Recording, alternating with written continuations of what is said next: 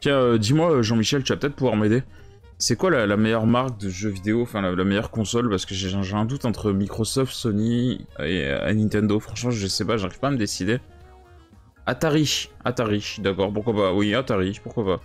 Mais attends, parce que j'ai une autre question du coup. Est-ce que tu as 107 ans? Parce que, enfin, je sais pas, Atari, quoi, ça fait 3 siècles qu'ils font plus de consoles. Enfin, je sais pas, ils ont... Oh, pardon, vous êtes là. Bonjour à tous, on est de retour pour une nouvelle vidéo pour vous parler des occasions du jour sur Gran Turismo 7. On a quelques nouveaux véhicules aujourd'hui, on a quelques ruptures de stock également à vous présenter, on va vérifier tout ça. Donc nous avons un nouveau véhicule, la Toyota Prius G 2009 qui vient d'arriver aujourd'hui, c'est un véhicule qui a déjà été disponible à la fin du mois dernier. C'est un véhicule qui est également disponible neuf pour 24 500 crédits, donc c'est pas très intéressant. La Mini Cooper S 1965 est disponible à 40 900 crédits. Déjà dispo à la fin du mois d'avril pour 39 300 crédits, un tout petit peu moins cher. Cette fois-ci, elle est un tout petit peu plus cher. Mais c'est un véhicule que vous gagnez assez rapidement dans le GT Café, puisque vous la gagnez dans le menu numéro 3. Donc, c'est pas très intéressant.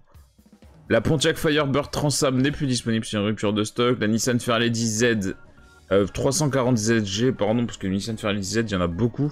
Mais cette fois-ci, c'est la Nissan Fairlady 240 ZG, je vais y arriver. HS30 1971 disponible à 107 900 crédits. Véhicule qui a déjà été disponible en fin de mois dernier, début de mois de mai à 99 100 crédits. Elle était un tout petit peu moins chère, cette fois-ci elle est disponible à 107 900 avec pas beaucoup de kilomètres. Intéressant à prendre si vous ne l'avez pas encore, de toute manière vous ne pouvez pas l'avoir. La Nissan Fairlady Z 300 ZX TT 2-seater 1989 53 500 crédits. Véhicule à prendre, il a déjà été disponible sur une très courte période en début de mois pour 51 000 crédits.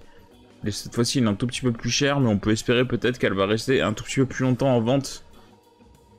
La Chevrolet Corvette convertible C3 1969 n'est plus disponible. La De Tomaso Pantera 1971 est toujours en stock limité, elle va disparaître dès demain. Donc si jamais il vous la faut, il faut se réveiller un tout petit peu. La Ferrari Dino 246 GT n'est plus disponible, c'est une rupture de stock. La BMW M3 Sport Evolution est en rupture de stock. L'Audi R8 est en rupture de stock.